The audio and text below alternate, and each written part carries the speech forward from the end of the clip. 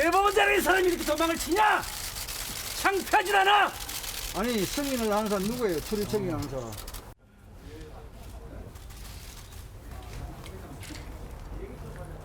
국회의원들이 통보를 하고 왔는데도 문까지 걸어 잠그고 아 못 넣으라고 하세요. 빨리 여세요. 문제 하세요. 예, 여기서 들어와 추우니까 들어와. 쇠사슬로. 자, 의원님들 먼저 들어가시죠.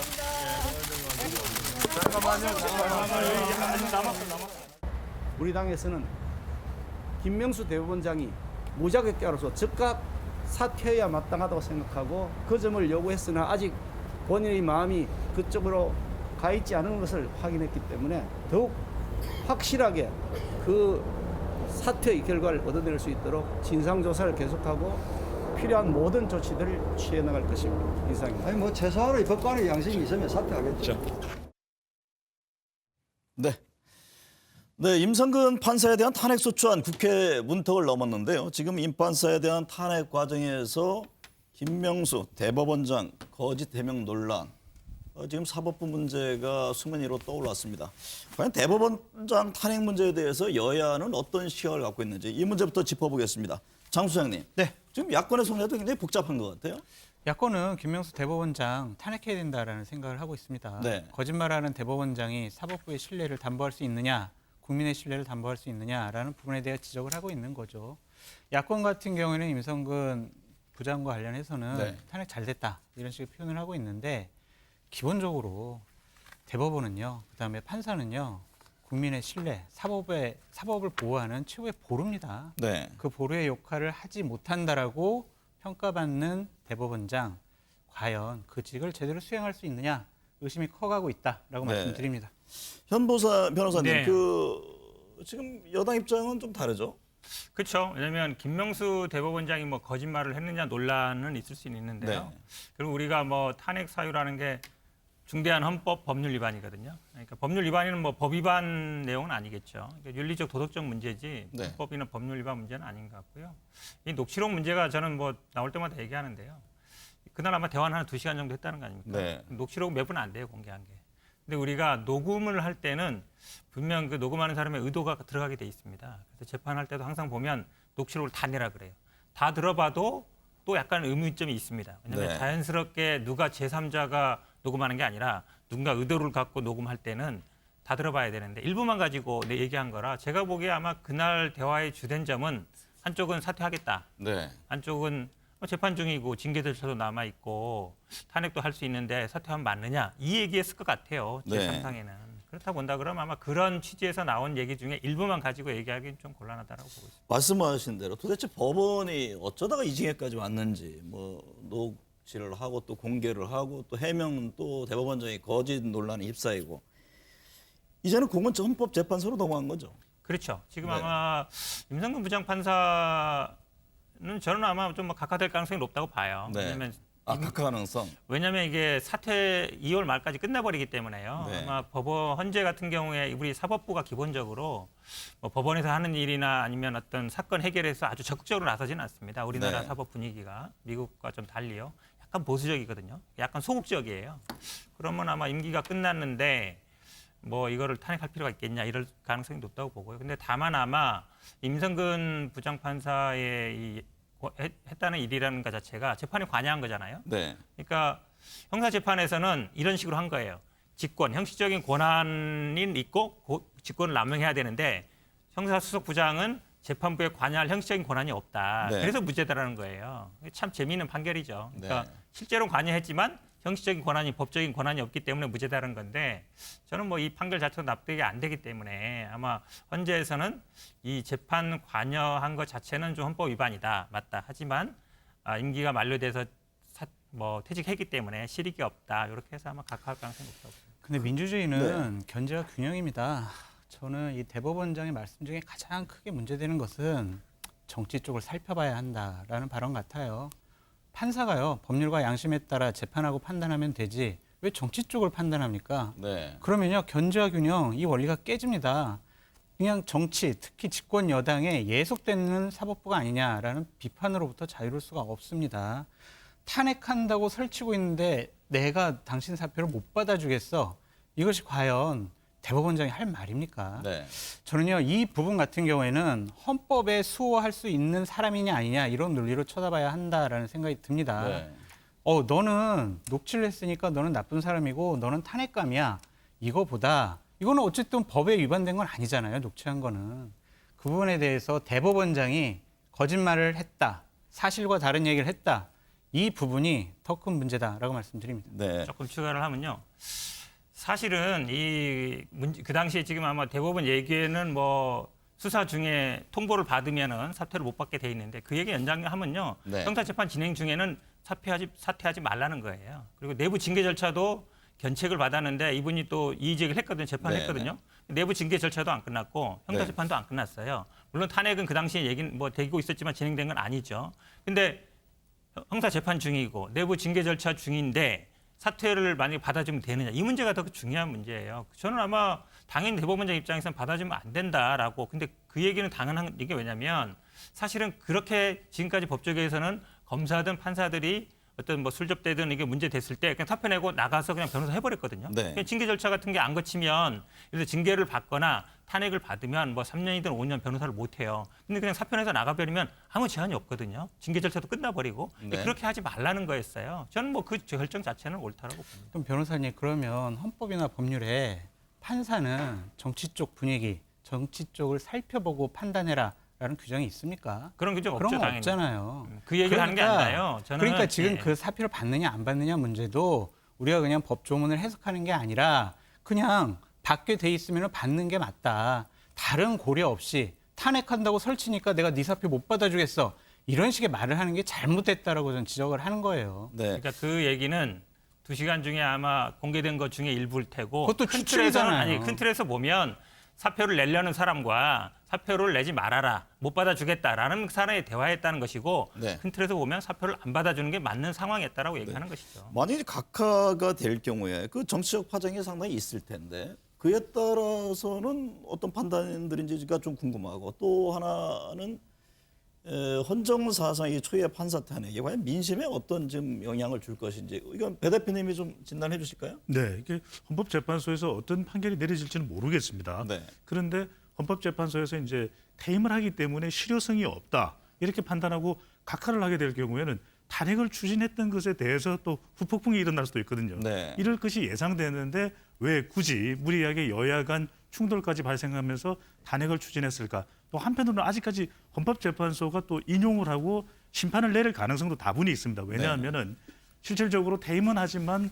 그 뒤에 임성근 부장판사가 공무담임권이라든지 또 변호사 개업이라든지 이런 개인적 이득과 관련된 부분들이 또 계속 진행될 수 있기 때문에 이 부분에 대한 판결과 심판은 필요하다는 것이거든요. 네. 그런 만큼 국민 여론에 미치는 영향이 다분히 있어 보입니다. 네. 헌법재판소에서 각하를 내릴 경우에는 이 부분에 대해서 특히 이제 중도층이 영향을 받게 될 텐데 아유 피로감이 또 크다. 네. 지난해에 또 검찰 개혁 관련된 갈등도 있었는데 법관 탄핵 갈등까지 있느냐 이렇게 해서 대통령의 국정 수행에도 영향을 미칠 수 있고요. 또 한편으로는 헌법재판소에서 9명 중 6명이 찬성을 해야 되는데 또 이것을 받아들이게 된다면 국민들은 또 한편으로는 성역이 없지. 그래 네. 법관도 잘못이다면 탄핵을 받아야지. 이렇게 중도층에서는 또 대통령의 국정 수행에 여당 쪽에 또 힘이 실릴 수도 있을 것으로 보입니다. 네, 말씀하신 대로 제가 그래서 질문을 드린 건데 아까 이제 현 변호사도 각하 가능성을 얘기했단 말이죠. 그러면 여권 입장에서 이걸 추진하는 여권 입장에서 나중에 상당히 정적 부담이 되는 건 아닙니까?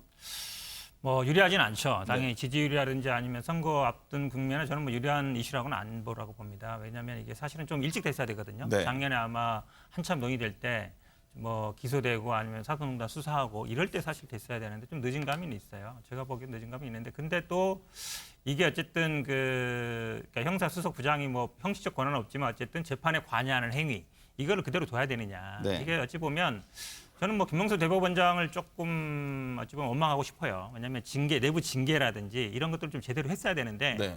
대부분 뭐 견책 뭐 이렇게 그치면서 대부분 그냥 나간 사람도 있거든요. 또 법원에서 또 대부분 무죄 판결 거의 다 무죄 판결 나왔어요. 직권남용에 대해서 아까 그 얘기처럼 형식적 권한이 없다는 이유로 그러다 보니까 결국 제19 감싸기 요 징계도 흐지부지 그러다 보니까 조금 늦은 감은 있는데 그래도 어쨌든 이 판사 그러니까 네. 고위층에서 어쨌든 재판에 관여한 행위에 대해서는 헌법적으로 어쨌든 판단을 받아둘 필요는 있다고 봅니다. 네. 다음 주제로 한번 넘어가 보겠습니다. 지금 비수도권 지역에 밤 10시까지 영업 좀 늘리기로 했습니다. 근데 수도권은 그대로 가면서 이게 과연 자영업자들은 어떻게 하느냐 여러 이제 불만들의 목소리가 나오는데 또 한편에서는 실효성 문제까지 나옵니다. 설 명절날 5명 넘어서는 안 되는 걸로 돼 있잖아요. 이 부분은 어떻게 봐야 합니까? 그러니까 기본적으로 9시까지 영업하는 것은요. 네. 상당히 좀 1시간 정도 자영업자들이 요구하고 있지 않습니까? 연장해 주는 게 어떻겠냐라는 생각이 들어요. 기본적으로 방역당국에서는 2차 가는 시기이기 때문에 안 돼라고 하지만 네. 보통 2차는 9시까지 먹던 사람들이 한 1시간 정도 맥주 한 잔 더 하러 가자. 10시까지 이렇게 먹는 건데 그러면 9시까지 먹었던 사람들은 그때까지는 안 걸리고 1시간 정도 더 먹으면 코로나 걸립니까? 그런 건 아닌 것 같기 때문에 자영업자들에게 뭐 자꾸 긴급재난지원금 더 준다 이런 식으로 말고 그분들이 원하는 최소한의 요건 1시간만 연장해달라. 그거 연장해 줬으면 좋겠다는 생각이 들고요. 네. 저도 이제 설에는 부모님이나 뭐 처가댁이나 가서 어른들 인사 뵙고 싶은데 이것 때문에 못 가게 될 수도 있다라는 생각이 드니까 내가 이거 인간적으로 잘못한 거 아닌가? 그냥 누가 신고 안 할 테니까 가서 그냥 인사하고 올까?라는 생각까지 들더라고요. 네. 이거 지금 설날에도 5명 이상 모이지 말라 이거는요. 전 국민에게 죄를 짓는다라는 그러한 인식을 줄 수가 있을 것 같아요. 네. 이 근데 부분만큼은 지금 이제 어쨌든 안심할 단계는 아니고 아니죠. 이게 자칫하면은 또 대확산의 위기가 올 텐데 이게 참 정부로서 굉장히 고민스러울 텐데 정세인 총리 언급한 내용 듣고서 얘기를 이어가겠습니다. 수도권은 전체 확진자의 70% 이상이 집중돼 있고 감염 확산 위험이 아직 남아 있어 현행 밤 9시 영업 제한을 그대로 유지합니다. 반면 상황이 점차 호전되고 있는 수도권 이외 지역은 밤 10시로 제한을 완화하되 현행 유지를 원할 경우 지자체의 자율권을 존중하겠습니다. 설 연휴 기간에도 5인 이상 집합 금지는 유지되며 함께 사는 가족 이외에는 예외를 인정하지 않습니다. 설 연휴만이라도 그리운 가족들을 찾아뵙고 싶은 마음이 간절하시겠지만 코로나 바이러스에게는 설 연휴가 절호의 확산 기회입니다. 어르신들의 감염은 특히 더 위험할 수 있습니다. 이 문제가요. 고부 갈등 또 부모 자식 간의 갈등 인터넷 커뮤니티에서 여러 얘기가 나온다며요. 네. 오라고 하는 시부모를 좀 고발해달라 서로 품앗이 고발 얘기가 나오고 이 문제를 어떻게 보고 계세요? 이게 우리가 명절 현상이라고 볼 수 있는데 명절 네. 되면은 사실 고부 간 갈등도 일어나고 또 명절을 보내고 난 이후에 배우자 사이에서도 또 다툼이 일어나게 되거든요. 네. 그렇기 때문에 이제 뭐 부모님을 만나러 가야 된다라고 하는 또 여론이 다시 조성되면서 이 며느리 입장에서는 가면은 또 설 명절 음식 장만도 해야 되죠. 또 시부모님도 함께 보내야 되고 이런 시간에 대한 부담들 때문에 오히려 차라리 신고를 해달라. 그러면 이 신고 위험 때문에 가지 않아도 되니까 좋은 것 아니냐. 이게 이제 커뮤니티에서 나오고 있는데 네. 정작 중요한 것은 우리가 현장 여론을 어떻게 살피느냐가 참 중요한데 시간과 관련된 부분입니다. 9시간 영업 제한 정지가 이제 비수도권만은 이루어지게 되는데 사실은 수도권이 더 원해왔던 사실이거든요. 그렇기 네. 때문에 1시간을 비수도권에 늘리더라도 비수도권의 경우에는 가뜩이나 장사가 안 되기 때문에 시간과 관계없이 어떤 식으로든 자영업자, 소상공인들을 지원하는 것이 필요하다는 것이고 또 지금 사실은 이 가족들 간에도 우리가 이미 5인 이상 가족이 살고 있는 곳도 있습니다. 그렇죠. 5인 가족도 있죠. 네. 부모에다가 엄마 아빠에다가 애 3명이면 벌써 5인입니다. 그럼 이상 가족이 돼야 되나요? 네. 이건 아니거든요. 주소지가 같으면 관계 없는 걸로 돼 있죠. 주소지가 다른 그렇죠. 곳에서. 그렇다 하더라도 이제 명절 되면은 사실 잠깐이라도 볼 수밖에 없는 거라면 네. 조금 이때만큼은 좀 유연하게 설 당일이라도 이런 조치를 하는 것이 더 국민 여론상 바람직하지 않을까라는 생각도 해봅니다. 네.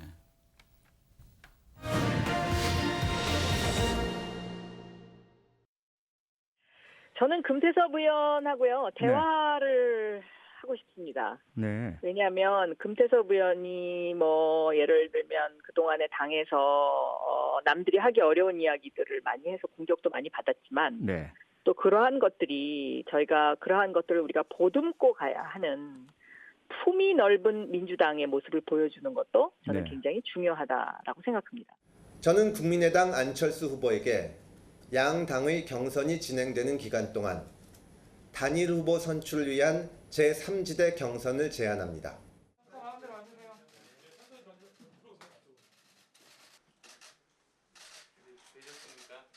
지금 국민의힘 쪽에서 3월 4일이라고 하신 걸로 기억하는데요. 그보다 좀 더 빠르게 2월 말에서 3월 초 그 정도 되지 않을까 생각합니다.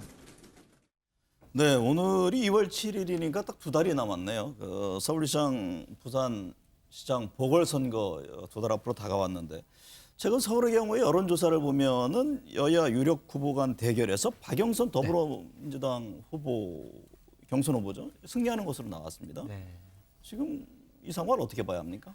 이게 흐름이 바뀐 건지 네. 아니면은 이 조사에 좀 오류가 있는 건지 네. 우리가 다음 주 조사를 좀 살펴봐야 될 것 같습니다. 하지만 이런 하나의 흐름이 나왔다는 것 자체가 야권으로서는 단일화만이 승리를 확신할 수 있다라는 그런 환상으로부터 약간 좀 분위기 전환을 시키는 그런 계기가 될 것 같습니다. 야권에서는 기본적으로 비상등이 켜졌다라고 말씀드릴 수 있을 것 같고요. 네. 박영선 의원 능력면이나 인지도면이나 여러 가지 면에서 상당히 국민적으로 서울 시민들에게 지지를 받고 있는 분이라서 네. 선거가 되게 쉽지 않겠다라는 생각이 듭니다. 사실 야권은 초창기에 안철수 후보 나왔을 때 뭔가 좀 네. 관심이 촉발되다가 어떤 긴장감이 좀 느슨해진 측면이 분명히 있습니다. 그렇습니다. 김주기 위원장이 어떤 전략적인 게 성공한 겁니까? 아니면 지금 기본적으로 안철수 후보에 대한 김종인 위원장의 생각은 두 가지 같아요. 네. 하나는 나 정말 싫어. 저 사람은 정치하면 안 돼. 라는 개인적인 감정이 있는 것 같고요. 또 하나는 일단은 국민의힘 후보를 제대로 세우고 네. 나중에 단일화를 하더라도 국민의힘 후보에게 힘을 실어줘야 된다라는 그런 기싸움 측면이 있는 것 같습니다. 네. 근데 그것이 서로 감정 대립으로 지금 비화됐습니다. 감정 대립이 되면은요, 나중에 단일화되더라도 상대 진영, 우리 편이라도 그렇죠. 상대 진영에 있는 네. 기본적인 우리 지지자들이 에이, 나 투표 안 해. 나 저 사람보다 차라리 민주당 박영선 의원 되는 거 그냥 볼래. 라고 네. 할 수도 있어요. 네. 그래서 감정 싸움 하지 말아라 라고 말씀드리고 싶습니다. 현 변호사님, 지금 네. 민주당 경우는 박영선 우상 후보 경쟁이 이제 본격화되지 않았습니까? 한쪽에서는 확장성을 얘기하고 또 한쪽에서는 선명성을 얘기하면서 어쨌든 지금 국면은 어떻게 민주당 입장에서는 뜻한 대로 가는 겁니까? 일단 뭐 3자 대결 가능성도 있지만 네. 일단 뭐 양자 대결 염두에 두고 준비할 수밖에 없겠죠, 당연히. 네. 왜냐하면 선거라는 건 항상 최악의 상황을 가정해야 되는 것이고요. 박영선 후보 같은 경우는 아무래도 이제 본선에서의 경쟁력, 본선에서 1대1 구도를 생각했을 때 내가 이겨야 된다 이 생각이기 때문에 아무래도 중도층으로의 좀 확장 전략을 갖고 있는 것 같고요.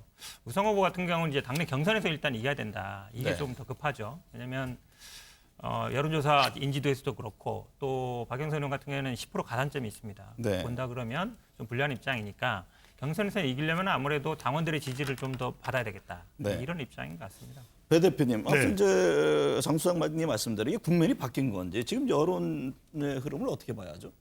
단일화 피로감이죠. 네. 그러니까 단일화가 좀 연초에 이야기될 때는 출발 단계에서는 기대감이 높았습니다. 네. 근데 시간이 지나면서 단일화 이거 되겠느냐 네. 이런 또 의구심이 또 불거지면서 안철수 대표도 그렇고 지금 국민의힘에도 국민의힘 스스로 볼 때는 아니 우리가 더 좋은 후보들이 많으니까 우리가 오히려 경쟁하다 보면 본경선 치르다 보면 우리 경쟁력이 지지율이 더 높아질 수 있어 이런 생각을 김종인 비대위원장도 할 수 있거든요. 네. 그렇다면 서울시장 후보를 내지 못하는 불임 정당이 아니라 후보까지 내자 이렇게 되다 보니까 단일화에 대한 딜레마, 단일화 피로감이 지금 나타난 반면에 여당은 그렇지 않거든요. 오히려 박영선 전 장관이 출마 선언을 하면서 일종의 컨벤션 효과, 네. 더 지지율이 결집되는 그런 현상으로 모아지고 있는 상황이기 때문에 이 단일화 피로감이 실제 이 3월 4일 이후에 이제 단일화를 시도한다고 하니까 최종 단일화가 된다고 네. 하니까요. 금태섭 전 의원 간의 1차 안철수 대표 간의 단일화 또 그 이후에 최종 단일화까지 분위기가 살아나느냐 살아나지 못하냐가 최대 관건이 될 것으로 보입니다. 그래서 우리 정청래 의원이 그런 얘기도 했어요. 김종인 비대위원장의 전략이 성공했다. 약간 좀 비꼬는 듯한 얘기인데. 근데 다 마이너스가 됐기 때문에 네. 이게 전략이 성공했다고 볼 수는 없을 것 같습니다. 네. 그 상대 진영에서 하는 얘기죠. 네, 그렇습니다. 네. 그러니까 3월 1일 날 금태섭, 안철수 이 두 분이 단일화를 하고 3월 4일 날 국민의힘에서 최종 후보를 선출하게 됩니다. 네. 그러면 3월 18일이 후보 등록일인데 대략 한 보름이 남아요. 이 과정 중에 저는 단일화가 되게 어렵지 않게 될 것이다라고 전망을 했었는데 네. 최근 안철수 대표 쪽의 단일화 협상 룰과 관련한 판단을 보니까 이거 단일화 협상이 쉽지 않겠구나라는 생각이 듭니다. 네. 우리 배 대표님 나와 계시지만 보통 단일화 협상을 할 때요. 여론조사 선정합니다. 문항 선정하고 몇 개 기관 선정할 거냐 이런 것에다가 대략 뭐 지지하냐, 뭐 인지도, 뭐 선호도 이런 걸로 조사하는데 안철수 대표 쪽은 자 본선 경쟁력, 자 양자 대결을 붙여봐가지고 예를 들면 안철수랑 박영선, 뭐 오세훈이나 나경원이나 박영선 이렇게 붙여봐서 더 높게 나오는 사람을 선정을 하자라는 식의 룰을 지금 제안을 하고 있어요. 네. 이렇다면은 이러한 룰은 국민의힘 쪽에서는 받아들이기가 쉽지가 않다. 네. 자칫 잘못하면 단일화 피로도가 3월 18일까지 이어질 수도 있겠다라는 생각이 듭니다. 그럼 만약에 3자 구도가 될 경우에 그거는 배 대표님 3자 네. 구도가 될 경우에는 지금 민주당 박영선 후보가 유리한 것으로 지금 나오는 것 아닙니까? 더 성산이 있는 결과로 나오게 되는 거죠. 그런 네. 이유는 보수와 중도가 좀 더 뭉쳐서 보수 야권 단일화가 되는 경우에 네. 여권 후보를 이길 수 있다라고 하는 분석에서 단일화 효과가 나오는 것이거든요. 네. 그런데 안철수 대표도 출마를 하게 되고 또 나경원 전 의원이 됐든 오세훈 전 시장이 됐든 조은희 서초구 청장이 출마를 하게 되면은 이게 표가 분산될 수밖에 없습니다. 네. 보수표와 중도 보수표가 그렇게 되면 여당의 박영선이나 우상호 의원이 더 유리할 수 있기 때문에 네. 보수 야권에서는 단일화가 선택이 아닙니다. 네. 지금에 나오는 데이터들을 분석해 보면 이 보수 야권의 단일화라는 것은 필수적인 요건인데 네. 그것이 얼마만큼 유기적으로 지지층들을 결집을 할 수 있는 형태로 가느냐 아니면 분열의 현상이 나타나는 쪽으로 가느냐 이것이 이제 중요해지는 것이죠. 사실은 아직 뭐 이제 민주당도 후보가 정해진 건 아니죠. 우상호 후보가 그렇죠. 있고 지금 어떻게 보면 여권 열린민주당이죠. 정봉주 네네. 의원과 후보 단일화를 좀 상당히 속도 있게 하는 것 같고 지금 민주당 내 경선 구도는 어떻게 봅니까? 일단은 박영선 후보가 좀 유리하다고 봐야죠. 네. 그 말씀처럼 뭐 인지도 면에서도 그렇고요. 지난번에 경선했을 때도 이겼거든요. 네. 가산점도 있고. 그리고 가장 크게는 이번 선거가 아마 좀 여성 후보들한테 유리하게 굴러가는 것 같습니다. 네. 국민의힘 쪽에서도 마찬가지고요. 그런데 나경원 우상호 후보의 또 추격세도 만만치가 않잖아요. 그렇죠. 지금 아마 이제 열린민주당과의 통합 얘기도 하고 있는데 지금 아마 장성철 소장이 중요한 말씀하셨는데요. 네. 사실은 이 본선 경쟁력이 누가 앞서느냐는 2012년에도 끝까지 논란이 됐던 거예요. 네. 안철수 대표 그 당시에 후보하고 문재인 후보하고. 근데 그 당시에도 합의가 안 됐거든요. 합의가 안 됐어요. 근데 그 당시에 실무를 하던 사람이 금태섭 의원이었습니다. 전 그렇죠. 의원입니다. 근데 이번에 아마 금태섭 의원이 이걸 들고 나왔어요. 본선 경쟁력으로 하자. 그게 자기가 유리할 것 같으니까. 저는 안철수 대표가 이걸 좀 받을 가능성이 있다. 왜 그러냐면 1차전에서 이걸 받고 그다음에 2차전에서 똑같이 하자. 이렇게 나왔을 때 국민의힘 후보 쪽에서는 안 받기도 좀 애매한 상황인데 네. 저는 뭐 안 받을 수 없는 상황으로 가고 있지 않은가라고 봅니다. 네. 국민의힘은 어쨌든 4명을 지금 추렸습니다. 네. 앞서 뭐 조은희 후보도 나왔습니다만 전체적인 어떤 구도 판세는 어떻게 예측을 합니까? 기본적으로 변수가 있었어요. 네. 그러니까 12명 나왔을 때 예선의 변수는 뭐였냐면요. 여성 가산점이었어요. 근데 지금 4명의 국민의힘의 본선에서는 네. 여성 가산점이 없습니다. 저희가 이제 알고 있기로는 오세훈 후보가 이번에 예비 경선에서 일반 시민에서는 높게 나오고 나경원 후보가 당원들 투표에서 많이 나왔다. 네. 그래서 나경원 후보가 1등 했다라고 이렇게 저희가 분석을 하고 알려져 있는데 지금 본선 같은 경우는 100% 이제 여론조사란 말이에요. 네. 그렇다면 현재 나경원 후보가 이길 것 같다라는 분위기가 네. 그렇지 않을 수도 있는 결과를 나타낼 수도 있을 네. 것 같아요. 물론 다른 후보들도 또 있고요. 그럼요. 네. 네, 그런데 하여튼 제가 봤을 때는 이거 끝까지 가봐야 될 것 같다. 네. 그런 생각이 듭니다. 근데 여기서 중요한 것이 본 경선은 지지 정당을 묻지 않습니다. 이것도 상당히 경선 준비위원회에서 룰을 정하면서 상당히 논란이 됐던 부분인데 그렇죠. 더불어민주당 이른바 역선택 말씀하시는 그러니까요. 거죠? 역선택이 없지 않을 수가 있다는 것입니다. 그 말은 있을 수 있다는 이야기인데 네. 지금 국민의힘 쪽에서는 그 경우의 수가 많지 않다. 실제 얼마나 되겠냐 생각하겠지만은 서울시장 보궐선거가 대선의 전초전이거든요. 그리고 네. 나경원 전 의원과 오세훈 전 시장의 이미지, 호감도도 다릅니다. 그러다 보면 더불어민주당에서 누구를 오히려 더 선호한다고 의사표명을 했을 때 최종 결과에 미치는 영향, 이 부분도 상당히 클 수밖에 없거든요. 네. 그런 만큼 이것이 3월 초반까지 이 결정이 미뤄지기 때문에 저는 더불어민주당 지지층들이 과연 누구를 선택하느냐도 최종 결정에 상당히 영향을 줄 걸로 보입니다. 네. 정의당은 어쨌든 간에 이번에 후보를 내지 않기로 했잖아요. 이게 민주당 입장에서는 득입니까? 실입니까? 플러스는 되겠죠, 약간. 네. 근데 아마 보궐선거 성격이 투표율이 이렇게 높지 않습니다. 한 50% 밑에 들어오는데요. 아마 정의당 지지하시는 분들이 투표장에 간다면 민주당을 찍을 가능성이 많지만 또 투표장에 안 갈 가능성도 있다라고. 네.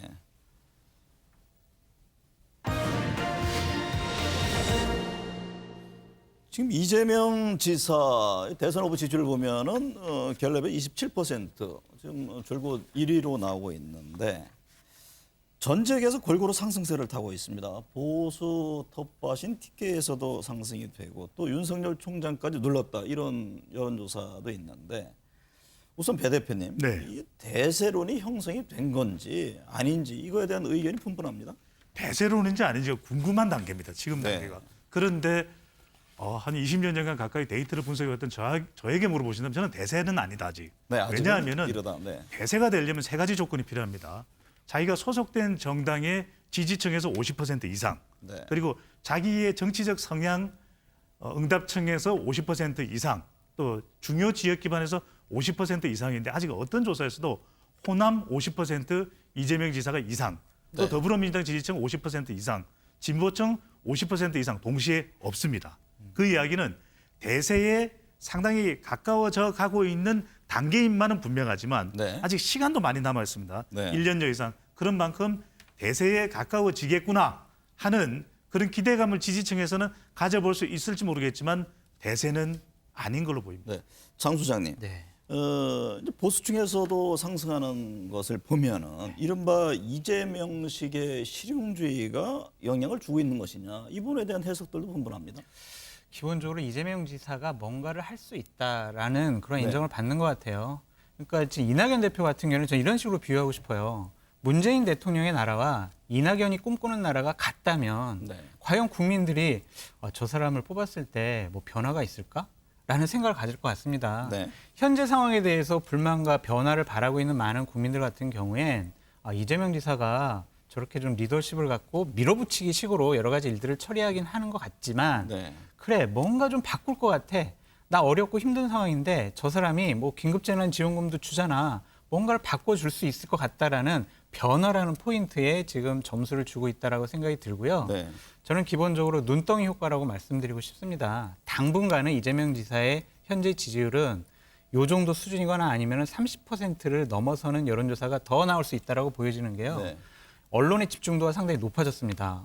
이재명 지사가 상당히 이제 분위기를 탔다라는 것과 네. 이재명 지사가 한마디 하거나 정책 발표하면요. 언론에서 그냥 다 크게 다뤄져요. 네. 그리고 더 중요한 거는 이재명 지사가 얼마 전에 국회 가서 세미나 한번 했는데 민주당 국회의원들 대거 모였습니다. 네. 이런 거 보면 분위기를 탔다. 그래서 눈덩이는 더 커질 수가 있다라고 보여집니다. 이 대목에서 제가 현 변호사께 네. 좀 질문을 드려야 되겠습니다. 그동안 이재명 지사 뭐 20% 박스권을 얘기했습니다만 말씀하신 대로 지금 30%를 넘은 여론조사가 나오고 또 보수적인 갤럽에서도 27%가 나왔단 말이죠. 여당에서 항상 얘기하는 게 과연 친문의 지지를 받을 수 있을 것이냐 말 것이냐. 근데 국면이 이 정도 되면은 이미 그 상황을 넘어선 것 아닌가.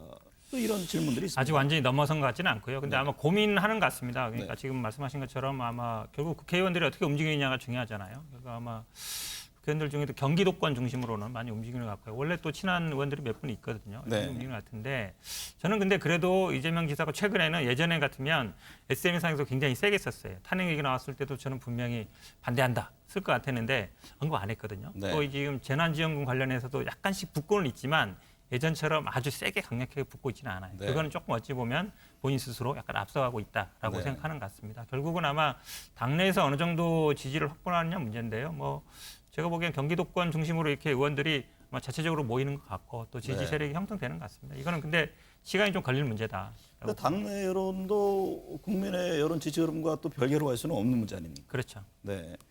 이낙연 대표 지지율은 어쨌든 정점에 비해서 큰 폭으로 하락을 했고 지금 이제 10%로 나타나는데 배 대표님 이게 네. 추세가 꺾인 겁니까 아니면 반전의 계기가 또 있는 겁니까? 이낙연 대표이고요. 네. 저는 반전의 기회도 있을 수 있다. 하지만 이 모든 것은 이낙연 대표 하기 나름입니다. 왜? 네. 당대표 한 달밖에 안 남았거든요.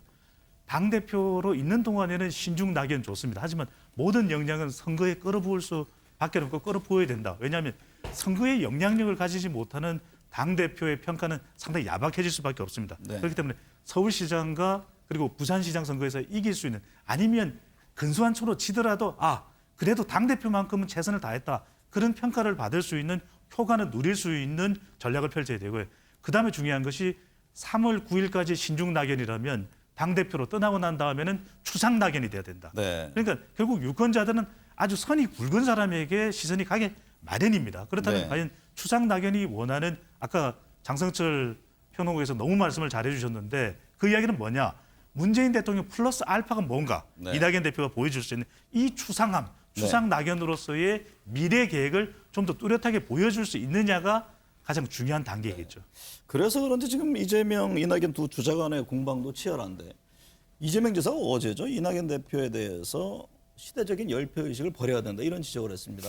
그 전에 이낙연 대표가 기본소득 관련해서 알래스카 외에는 하는 데가 없다. 이 부분에 대한 이제 공방으로 들리는데 이재명 지사는 K방역도 있고 K팝도 있고 기생충도 있는데 왜 우리가 선도를 못하느냐.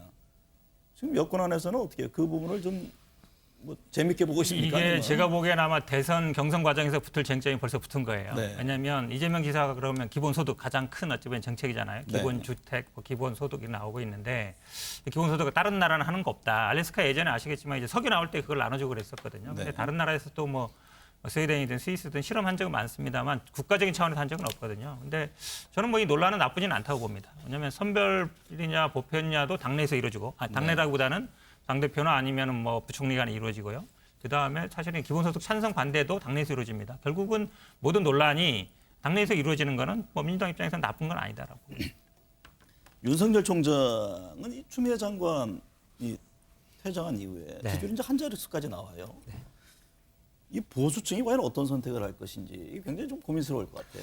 윤석열 총장에 달려 있다라고 말씀드리고 싶어요. 네. 여태까지는요 본인이 스스로 빚을 내지 못했어요. 네. 그러니까 저는 특급 도움이라고 표현을 하는데 특급 도움인 추미애 장관께서 막 이렇게 두드러 패니까 본인이 여러 가지 의견을 내세우고 많은 국민의힘 지지층들이 우리의 입장을 대변할 수 있는 사람은 윤석열밖에 없구나라고 생각을 한 건데.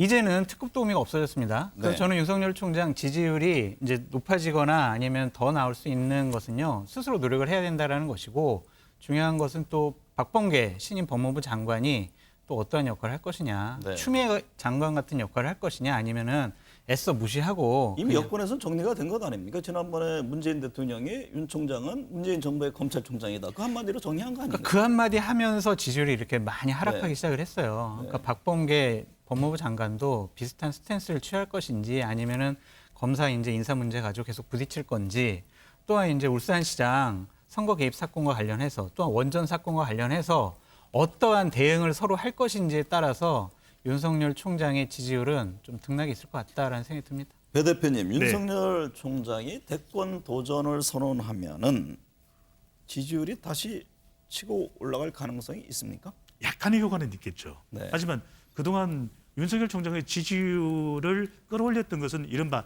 세 글자입니다. 때려줘. 네. 때려줘. 계속 누군가 때려줘야 되거든요. 네. 근데 때려주지 않으면 본인이 대선 대통령 간부로서의 검증을 받을 수밖에 없는데 외교, 안보, 경제, 사회, 문화 그게 윤석열 총장의 능력을 어떻게 검증받을 것인지 그리고 계속해서 국민의힘 후보들은 7월 이후면 등장할 텐데 부각될 텐데 이들과의 경쟁에서 어떻게 살아남을지 토론 능력도 필요한 것이고 그러니까 단순히 그동안 갈등 속에서 꽃피웠던 윤 총장 지지율이라면 이제는 자체 발광으로 지지율이 나와야 되는데 그러기는 참 쉽지가 않습니다. 그런 만큼 도전할지 여부, 대선에 도전할지 여부도 불투명한데 7월 퇴임식까지 지지율이 15% 넘는다. 네. 다자대결 구도에서 자기 대선 후보 지지율.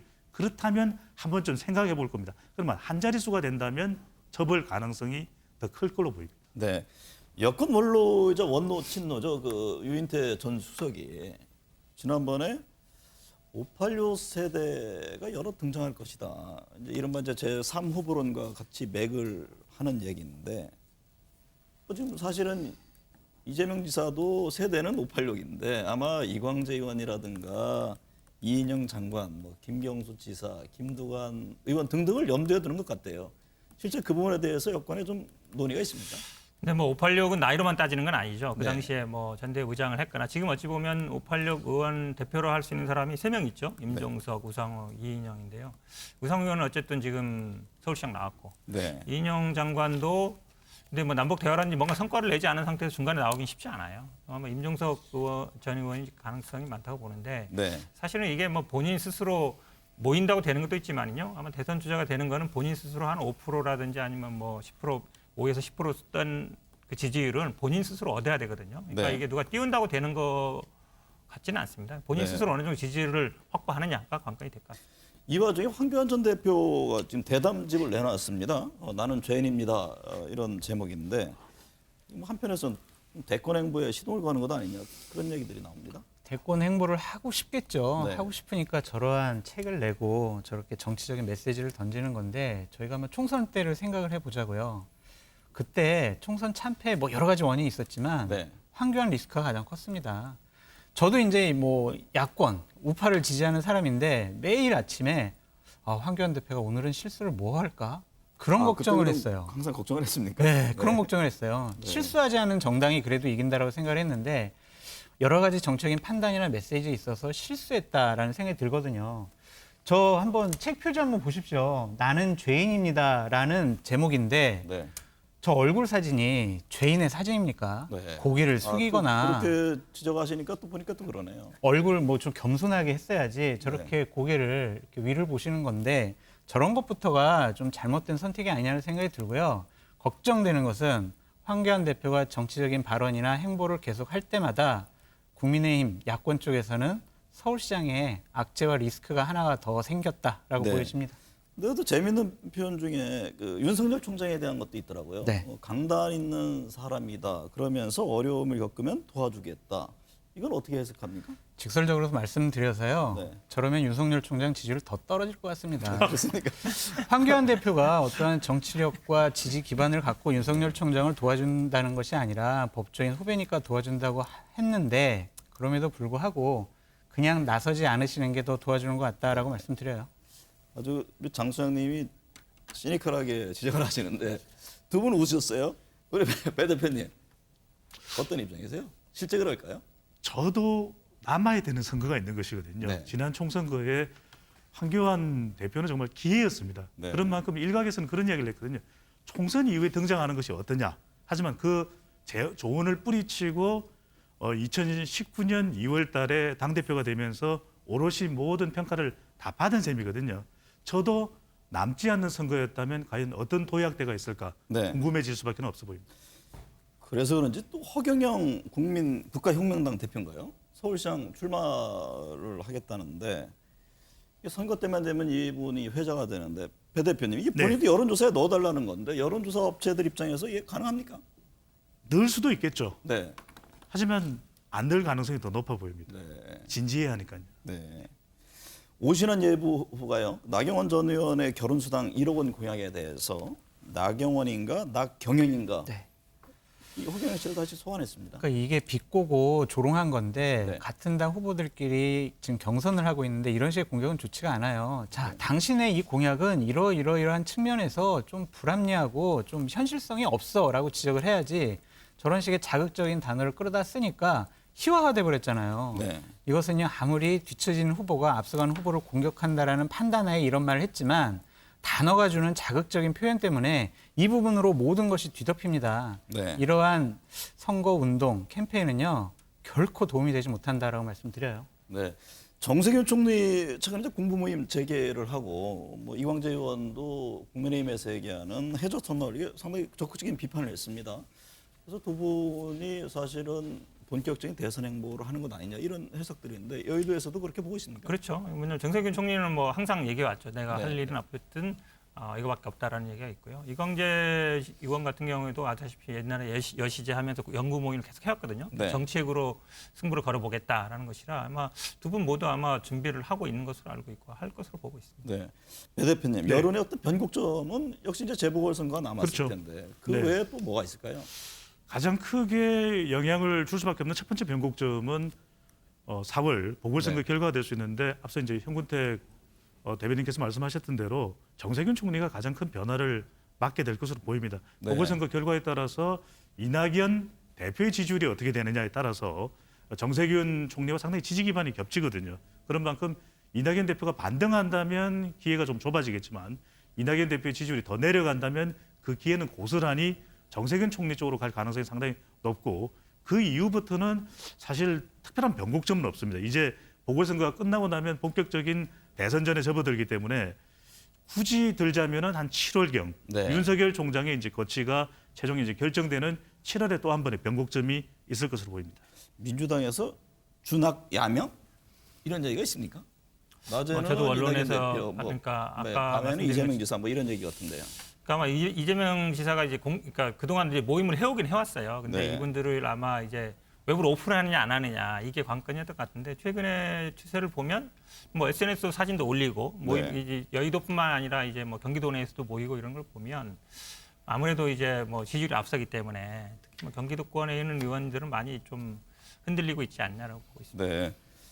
김종인 위원장 과연 어떤 생각을 할지도 궁금한데 뭐 당장 이제 4월 보궐선거에 집중하겠습니다만 지금 세 분 얘기 중에서도 국민의힘의 어떤 대선 후보에 대한 거명 여론 이게 잘 안 나온단 말이죠. 그렇죠. 원희룡 지사라든가 유승민 전 의원이 분명히 있는데 지금 국민의힘의 대권 주자는 어떻게 해야 합니까?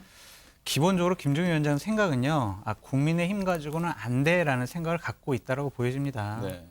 아무리 본인이 이제 어떠한 논의나 기회를 줘도 현재 상당히 의미스럽지 않은 그런 지지율이 나오고 있는 국민의힘 후보가 과연 대선을 이길 수 있을까라는 생각을 가질 것 같아요. 그래서 저는요, 김종인 위원장이 4월 달에 보궐선거 끝나고 난 다음에는 네. 새로운 대선 후보 감별사의 역할을 하려고 새로운 플랫폼을 구성할 것이다라는 생각이 듭니다. 네. 외부에서 찾을 것이다라고 전망해 봅니다.